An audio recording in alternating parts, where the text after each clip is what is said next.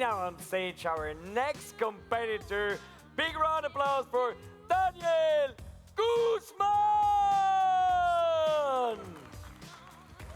And a big applause for our judges. How are you? Hi. Thank you very much. Hi, Judy. How are you? Thank you very much. Hi. Hello again. Nice to meet you. Hi. How are you? Hey, nice to see you again. Hey. Hi. Hi. Hello. Can you say that again? Yes. Everything is perfect. I'm okay. Enjoy. Thank you very much. Thank you. Nice. Great. Good.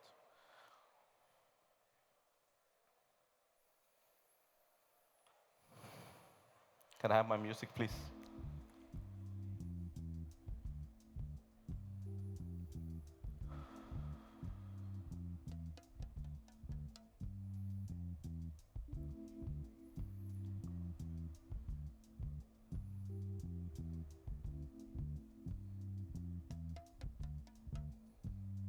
It's my time. It's amazing how even the simplest of stories can spark excitement and curiosity. Hello and welcome, judges. My name is Daniel. And today, we're not only tasting coffee. Today, we're going to journey through a story. One, that it is as much about flavor as it is about resilience. For the past 6 years, I've dedicated myself to work as a barista. And I had the privilege of tasting some truly extraordinary coffees, each one of them with a unique story. Stories that often intertwine themes of struggle, serendipity, and above all, resilience. The story that I'm bringing you today is a story about pushing boundaries, about facing challenges, and above all, redefining what coffee can be.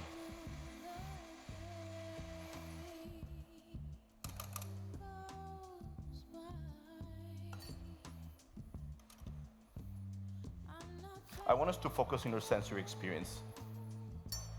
We're going to start with our espresso course. So please write down espresso course.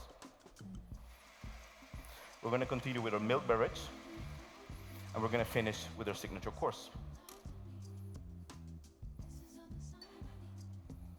As you can see in front of you, there are recipes for all my beverages today. Please take them with you at the end of my presentation. As you can see right now, I'm extracting the espresso shots for my signature drink, allowing them to cool down.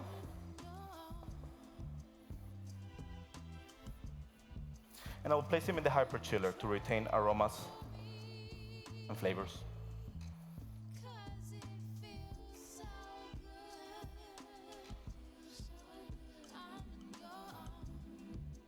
The recipe I'm using today for all my courses are going to be 21 in. Correction, not for all my courses. It's going to be 21 in. And I'll be extracting 38 out.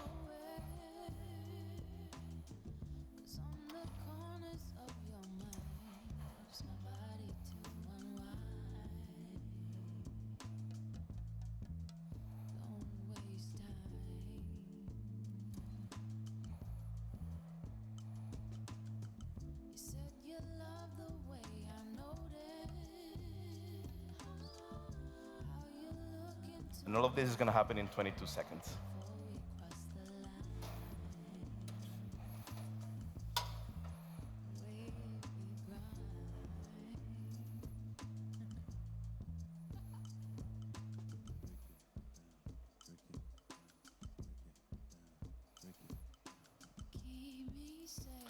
Now,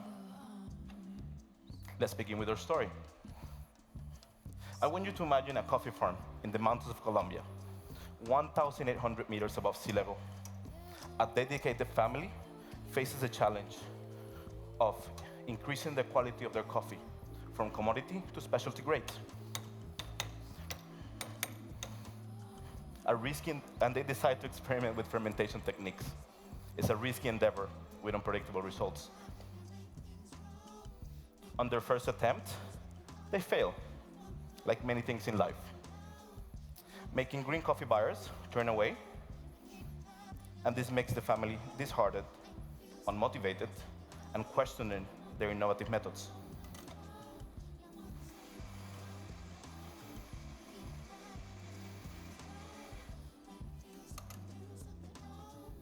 But thanks to the support of friends and family, they decide to persevere, creating a coffee that do not only surprises the senses, but that can redefine what coffee can be.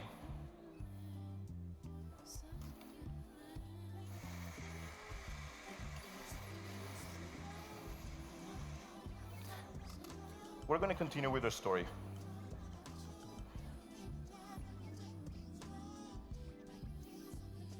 We're going to continue with the story.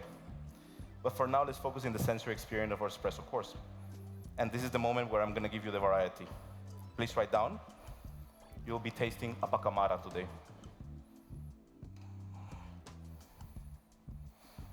I'm going to ask you to please prepare your palates before our espresso course and take a sip of water.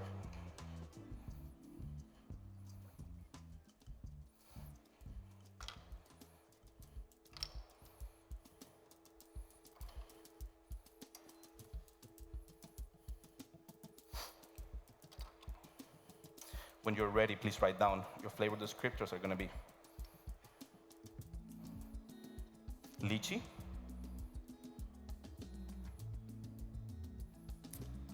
passion fruit, and roasted pineapple.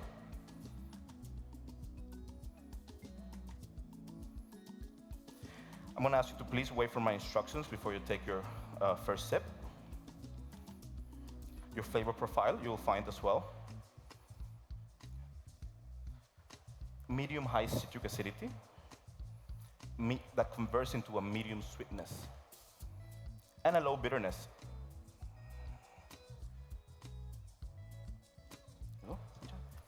I want you to please evaluate the crema.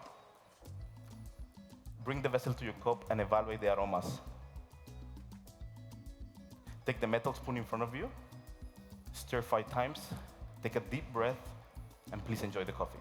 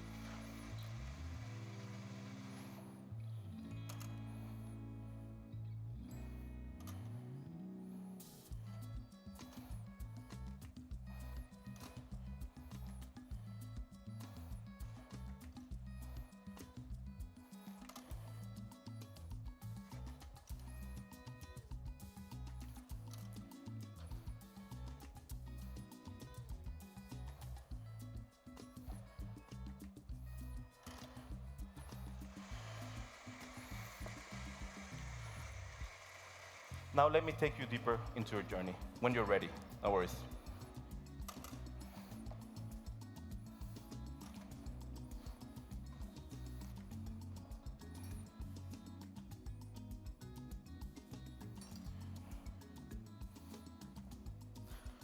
I want to introduce to you Jonathan Gasca. He's the producer of our coffee today. Essential to his dedication to experimentation techniques that I'm able to showcase this pacamara here today.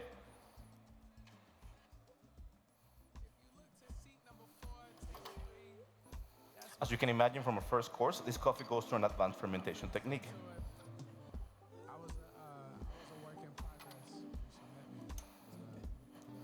At 1,800 meters above sea level, they select the best coffee cherries.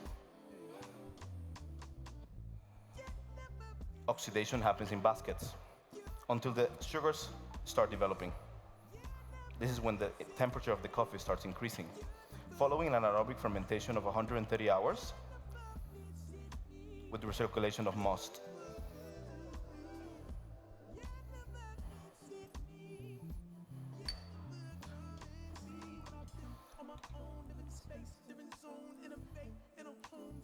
Afterwards, a special thermal treatment. 60-degree water to open the pores of the coffee and allowing the coffee to cool down naturally. All of these steps are focused to achieve a high sweetness and a high quality acidity. Me and my roaster, we knew that we couldn't approach this coffee in a traditional way. So we decided to use a stronghold roaster 17 days ago. 10-minute roasting time, 1 minute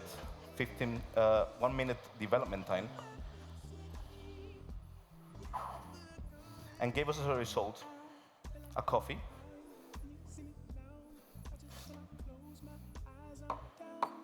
with a juicy and round body,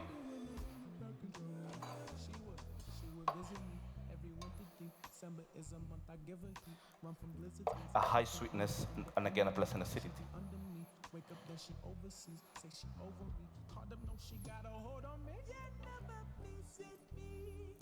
For your flavor descriptors, I'm going to ask you to please write down for the milk beverage. And again, please wait for my instructions. You're going to have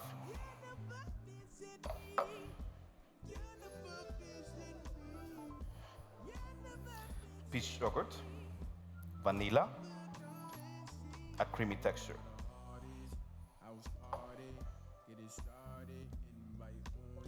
I'm adding 50 ml of this milk to every cup, which is 25% freeze distilled,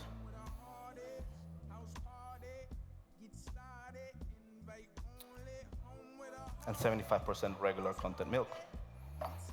When I finish serving, please take the ceramic spoon in front of you, stir 5 times, thank you, top to bottom, and please enjoy.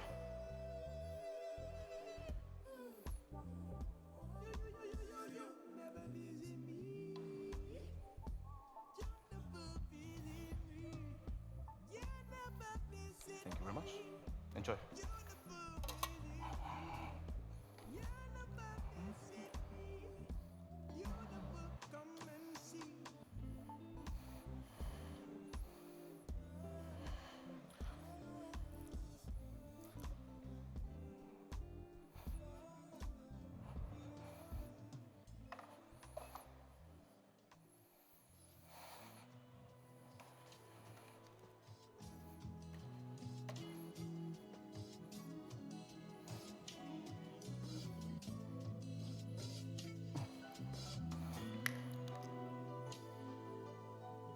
This process is coffee, this journey, inspired my signature drink today. I have decided to primarily use ingredients found in the region of Huila, Colombia, like banana, cascara, and sugar cane. And I decided to combine it with different components like almond. So for this ingredient, we created a banana cascara lactic fermentation. First, we infused the cascara from the pacamara cherry, 30 grams of it with 100 grams of water at 95 degrees for 10 minutes. And then we combine it with 300 grams of banana and 2% of that weight in salt for 6 days, giving us a result of floral characteristics, which is gonna be now apricot in your signature drink.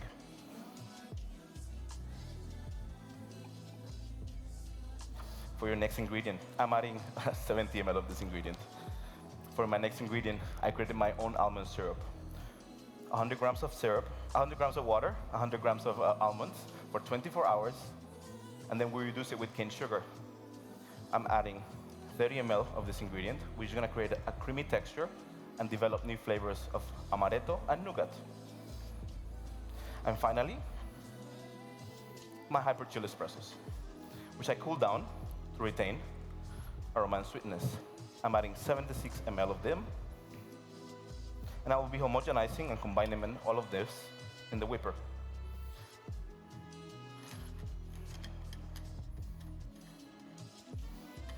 Please write down for your flavor descriptors. You'll have nectarine, guava, hints of that apricot, amaretto, and nougat. The journey of, so pardon me, we're gonna drink this room temperature, creamy texture, and again, that long, sweet aftertaste. Thank you. The journey of this coffee began unexpectedly. Jonathan at Sarsa mentioned that he never wanted to plant this variety. And just like my journey, 6 years ago, I was studying to be a pilot. But the coffee world drew me in. The name Sarsa means bush. And just like the branches of a bush, Jonathan's journey was strengthened by the support of friends and family. And I see that in the coffee community. Supporting each other, sharing stories, and sharing outstanding coffees. I'm gonna please wait for my time so you can enjoy this together. And I wanna thank you for being part of this story. Time. Oh, sorry. Applaus für Daniel Guzman.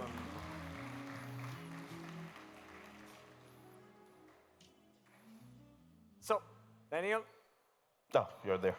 good. Good. Come over. The battle is over. I need to bring a fan next time. I always sweat. Always, always, always, always. We let them do their job, but let's have a quick talk. Yeah, So, coffee fermentation, yeah, yeah? And the impact for a farm. yeah. What you want to tell us a bit more about it, maybe? It's very interesting. This is a very important topic in the coffee world right now. Fermented, co-fermented, infused coffees. Name it whatever you want. I talked to the farmer, Jonathan. We talked for 3 hours, just like good Colombians. And for him, it's very important. The coffee is amazing, extremely tasty. It's a very basic fermentation for them. It was years and years and years of testing and trying. Nick. And it was not from one day to the other. There's a lot of work. There's a lot of coffee that they tried. And So short. Yep. thank you very much. Thank you very much. It was a pleasure. Judith, thank you very much. Thank you. Thank you very much. Thank you very much. Yeah, pleasure. Thank you. Thank you very much. Yeah, so at the result, look, it's Jonathan was mentioning to me that the passion for coffee is there. They love what they do. But they also love to create new things. They also care about moving forward and creating income for them. And if this is the way they do it, and people love the coffees. Yeah. Yeah. Of course, we know we have to educate customers that coffee is not like this all the time. We have to learn how to appreciate origins, varieties. We have to appreciate processes.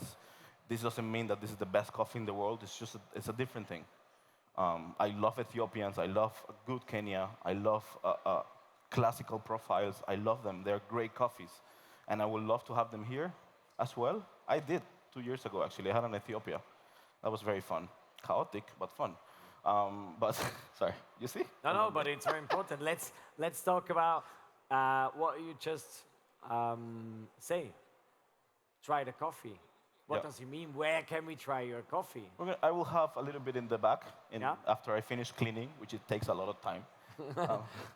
But yeah, you can try my coffee. I will be back there talking just like I talk right now What means back there? in the SCA booth. Good. Right? That's what you wanted me to tell you? Yeah. That's where we find Daniel. Yes, That he's coming going back to there. present Yeah. his coffee later in the SCA Thank you booth. very much. And the audience should be very keen to try it. Yeah, me too. Yeah.